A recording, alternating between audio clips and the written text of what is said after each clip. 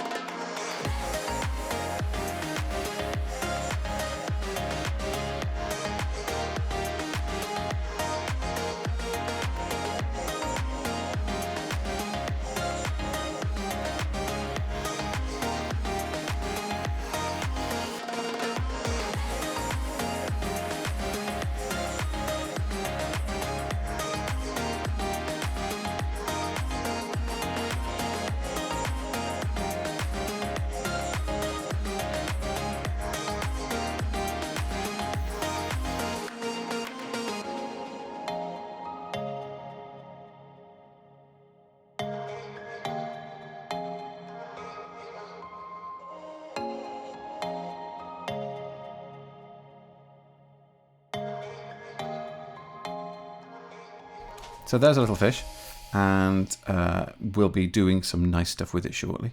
But one of the things we are going to be doing is adding some deformation to the fish. It's the first part. The whole thing today is about constraints, but this little bit that we're going to build right now, a little bit I'm going to do now, is about shape keys. And shape keys are a way of animating your object outside of a rig by creating new positions for the vertices on the object. So what that allows you to do is say, right, okay, here's my base object. I want something else to do, a controller that I can use to make an eye blink, or to make the corner of a mouth turn up, or a combine of things where you can do different shapes on mouths and then make the mouth talk. So it's really quite useful. It's very, very, very, very clever, very, very quick. But the first thing I'm going to have to do before I do anything is I'm going to have to get rid of this modifier. I can leave on the subdivision, but if I have the auto mirror on, if I try and do anything changes, it does it to both sides. So I want to have this independent. So I'm going to go back here in object mode. I'm going to go back down here to our shape keys and create bink. And if you hit create bink, if you hit that little plus button, it gives you something called basis. And basis is the base mesh. So it's the base mesh without any edits on it. I'm now going to create two more keys. I'm going to call key 1 T left. Key 2 I'm going to call T right. Okay. So now I'm going to basically I need to change this from this view here to a quad view. So I'm going to press Alt, Control, and Q, which brings up the quad view. And I'm going to move us around a little bit.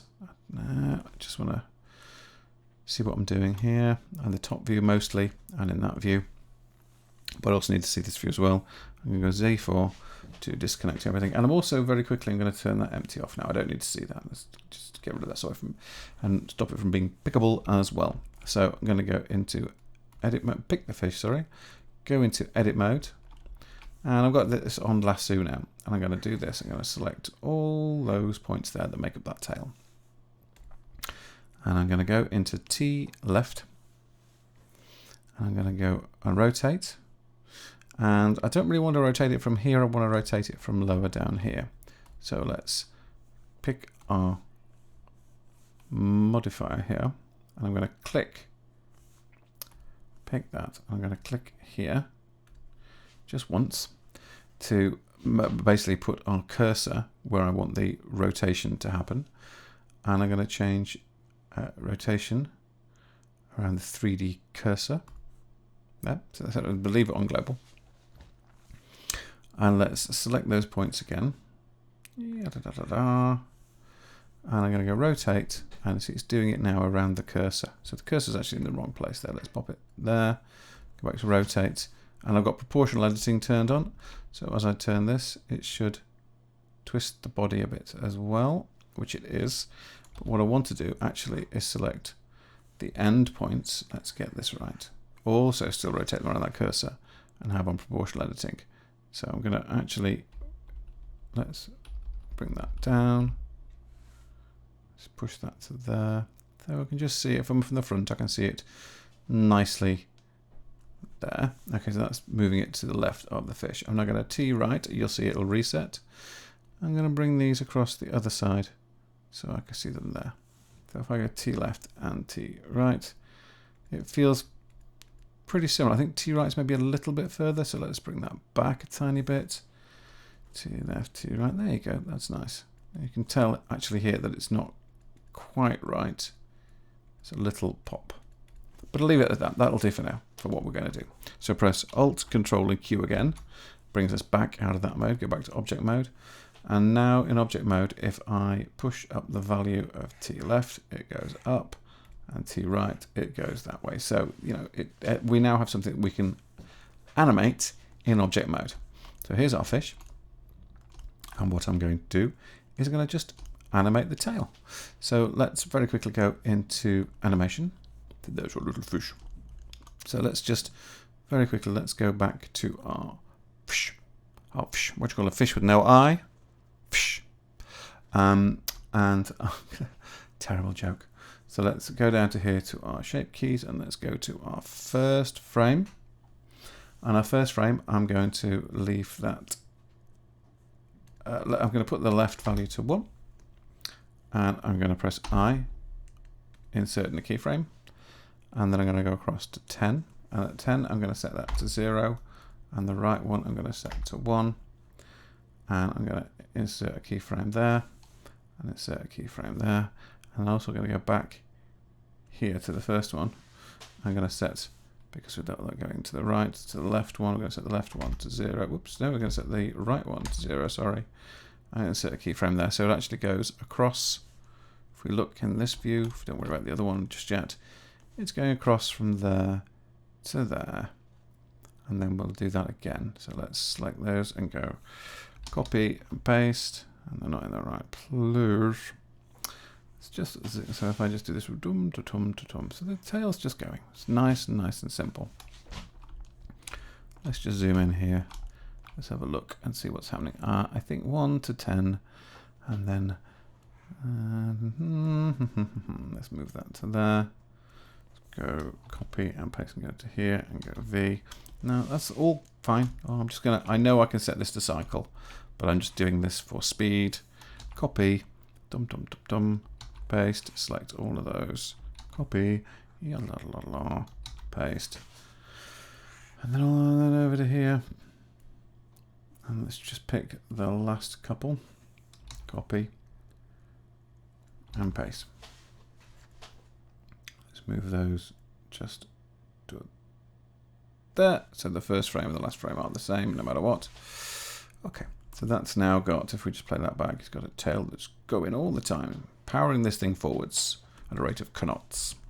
So here we are, we have our little fish, we have our animation of the tail. All we need now is to go into the constraint menu.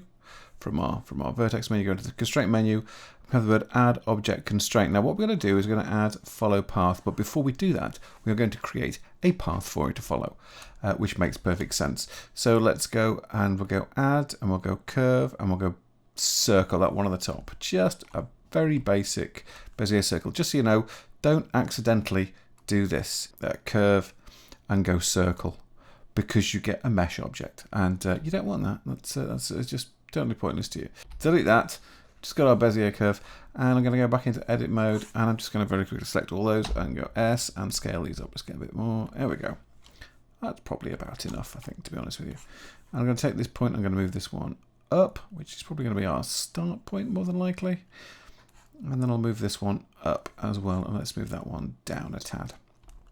So our fish is facing down the y-axis. This is quite important. The fish is facing down the y-axis, and our object and everything, all of our object settings are set to 0 and 0 in the rotations and the locations, and 1 in the scale, and both of them are like that. So they're both essentially applied objects. They haven't got any additional rotation or translation involved in them at all, which is what you really need, especially when you're moving something along a path, because you need to have a point, a directional aim, essentially, for your fish, and also it's going to follow the path. So in theory, it will be bending around this slightly, and yeah, it should all work nicely. And also, it won't interfere with this. That will be in conjunction with the follow along of the path, so that will keep on going.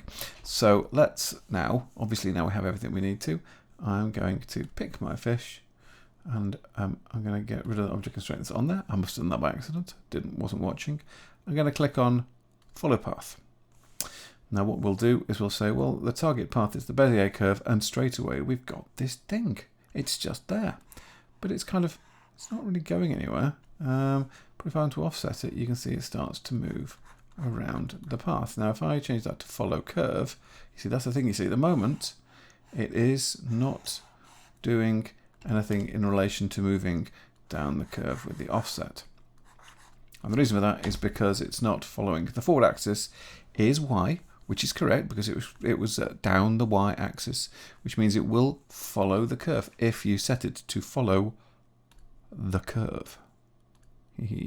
So what we do now, you see, if I now leave this at 0, and at frame 1, I insert a keyframe, I'll then go all the way to frame 250, and I'll also set that one to 360. No, I went to 100, not 360. I'm thinking in terms of circles there, aren't I? And insert a keyframe. So basically 0 to 100 is in fact the distance along the curve. It's not parametric, it's just a value. You start at one point and 100 points later you will be right back where you started. So if you'd set this to say -10, you'd set this to 90. And that way, you know, the same sort of thing, because -10 here, you see it's still following down the curve. So let's just set that back to 1 anyway, or set it back to 0. And then that at 360 and at 0, they are the same point. Obviously, of course, you may have noticed there's a slight thing going on there with the fact that it seems to be, if I press play, it's slow at the beginning and then it speeds up and it carries on speeding up all the way through and then it slows down to a stop there. Well, that's because this is not working as a linear curve. It is actually working as a Bezier curve. So let's go into here. Let's select the graph editor so we can in fact see our curve. And if I just there it is. It's oops. That's the one followed the path. Let's just turn off the other one so we're not getting confused. And I'm going to press A to select all the points and press the dot on the number pad, and we can see we have our Bezier curve here. So I'm going to make this a little bit higher in here just so I can do this a bit more accurately. There are 2 points. I'm going to press T and I'm going to click on linear, and that basically solves that problem. Ooh, it's now doing a constant speed. Obviously you can keyframe this if you want to along the path, add in more keyframes, and then also sort of like change the interpolation so we can speed things up and speed things down. But I'm going to leave it just like that for now because I think it's probably, for the time it's taken us to do it, let's just try and get this over with, shall we? So here's our little fish, and if I bring this down here, if I press O on the keypad, in fact let me just go to the modelling one, press O on the keypad, let's just bring in a little timeline at the bottom here. Yeah, better, so we've got some play keys, and there we go, it's a little fish. But you'll notice that the tail isn't moving. The reason for that is very simple. I've got this in edit mode, and in edit mode you do not see shape keys working. There you go. So let's put that back in there, and now you can see the tail's going. So it'll be flapping more as it goes up and less as it goes down, I would think. So let's very quickly judge that. So let's very quickly fix that. Go to animation. I'm going to push this up here, and I'm going to turn that off and bring up our value keys for these. Select them and press press period, or what looks like the delete key on the number pad. It's not delete, we're using it as a dot, and you might see some of these points are a little bit higher, a little bit lower. That's because I wasn't very accurate with my keyframing originally. There you go, just so you know, you see, nobody's fallible. So what I'm going to do is I'm going to take these keys here. So I'm going to press SY, so they bring them down in the middle like this, and I get those two in the middle there and go SY again, and that brings those down in the middle, so they're not really flapping that much there. And so these ones, and then it's actually SY, SY.